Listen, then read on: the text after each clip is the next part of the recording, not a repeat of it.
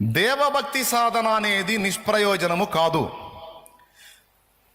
బిడ్డలారా, యవనులారా, చిన్నలారా, నడి వయస్కులారా, వృద్ధులారా, అందరు గుర్తుపెట్టుకోండి. అయ్యా, దేవుని గూర్చిన అన్వేషణ, దేవుని గూర్చిన ధ్యానం, దేవుని గూర్చిన జ్ఞానం, దేవుని భక్తి అనేది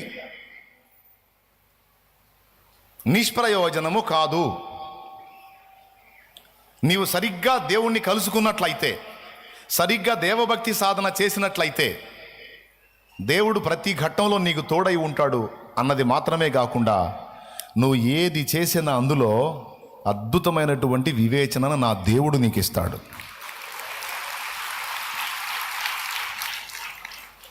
అని అర్థమైందా? ఇప్పుడు చదువుతావు, బాగా చదివేవాడు అనుకుందాం.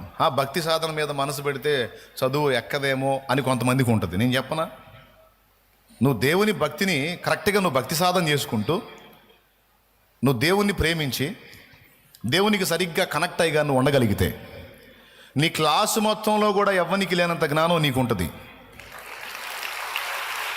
మళ్ళీ వాళ్ళ దృష్టికి నువ్వు పిచ్చోడివే. వాడు తరబందరు, నేను ఎప్పుడన్నా చూడు దేవుడు దేవుడు దేవుడు అంటాడు. అరే, అంత అయిపోయినాక దేవుడు రా, ఇది లైఫ్ అండ్ స్టార్టింగ్ రా. రే, ఎండింగ్ డైలాగుల్ని స్టార్టింగ్లో చెప్పకూడదురా. నువ్వు కలిసావని మమ్మల్ని ఆడ కలుపుతావు, అన్నవరా స్వామి అప్పు అంటారు. అనరు? స్తోత్రం.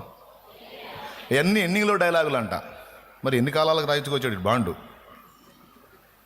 స్టార్టింగ్లో ఏంట్రా, అంతా సరుకు అయిపోయినాక ఎండింగ్లో దేవుడు అనాలా అని దేవుడు దేవుడు అనే ఆమెని, దేవుడు దేవుడు అనే ఆయనని పిచ్చోళ్ళు ఎక్కడో కడతారు.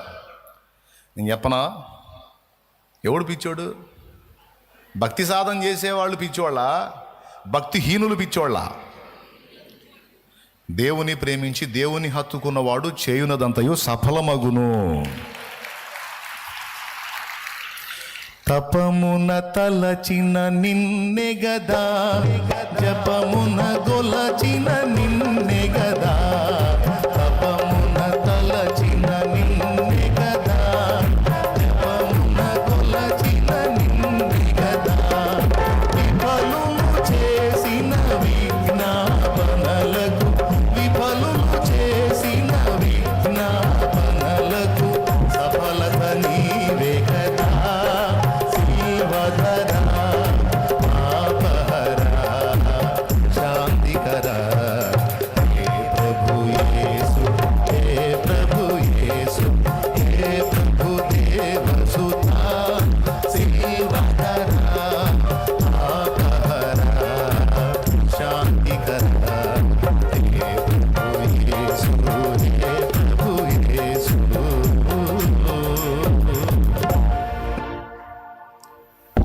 ఇప్పుడు మీరు ఒక ముక్క చెప్పండి నాకు. ఏమండి, నాకు వెళ్ళి చూడండి. కళ్ళజోడు పెట్టిన వాళ్ళు ఎంతమంది ఉన్నారు చూడండి. కళ్ళజోడు పెట్టిన వాళ్ళు చేతులు ఎత్తండి. కళ్ళజోడు కనిపెట్టింది ఎవరు? బట్టలు వేసుకున్న వాళ్ళందరూ చేతులు ఎత్తండి. అన్ని కుట్టించుకొని వేసుకున్నారా, లేకపోతే ఒకే వస్త్రం నేసుకొని దేహమునకు చుట్టుకొని వచ్చిదిరా? నీట్గా డ్రెస్ కుట్టుకొని వచ్చారు కదా. కుట్టు మిషన్ కనిపెట్టినోడు ఎవరు? ఎవరండి? చేతికి వాచ్ ఉందా? వాచ్ ఎంతమంది కొంచెం చేతులు ఎత్తండి. అది కనిపెట్టినోడు ఎవరు? మామూలుగా సెల్ ఫోన్లో చేతులు ఎత్తండి. సెల్ ఫోన్ ఎవరు? ఏమండి, మీ ఇంట్లో ఫ్యాన్ ఉందా? పైన చూడండి, ఉంది. కనిపెట్టినోడు ఎవరు? గ్రాహం బెల్ ఫోన్ కనుక్కున్నాడు. ఏమంటే మీ ఇంట్లో లైట్లు వేసుకుంటారు మీరు? లైట్లు అండి. దీపాలా లైట్లా? అఫీషియల్గా డోర్ తీసి అసలు ఒక్కసారి గుర్తు చేసుకుని ఎట్ట స్విచ్ అయిన టపీమని. లైట్ వెలుగుట లైట్ని ఒకడు కనుక్కోండి, బల్బుని ఒకడు కనుక్కుంటే దానికి విద్యుత్ శక్తి ఉంటుంది. దాన్ని కనుక్కున్నోడు కూడా క్రైస్తవుడే. Michael Faraday, Thomas Alva Edison, Graham Bell, sir Isaac Newton, చాలామంది శాస్త్రవేత్తలు ఉన్నారు. వీళ్ళందరూ ఎవరు ఒక్కసారి ఎంక్వైరీ చేసుకోండి మీరు. ఏమండి, చదువు మీద దృష్టి పెట్టాలా, దేవుడి మీద కాదా? అయ్యా, చదివినోడు తిక్కలోడా, దేవుడు భక్తి చేసినోడు తిక్కలోడా? ప్రపంచ ప్రఖ్యాతి గంచిన మేధావుల్లో చాలామంది క్రైస్తవులు మరియు దేవుని అమితంగా ప్రేమించి వారి జీవిత వేకువనే దేవుణ్ణి వెతుక్కున్నోళ్ళు. వారి జీవిత ఆరంభంలోనే దేవుణ్ణి సమీపించిన వాళ్ళు, దేవుణ్ణి కలుసుకున్న వాళ్ళు, దేవుణ్ణి హత్తుకున్న వాళ్ళు, దేవుని పిచ్చిలో బతికిన వాళ్ళు.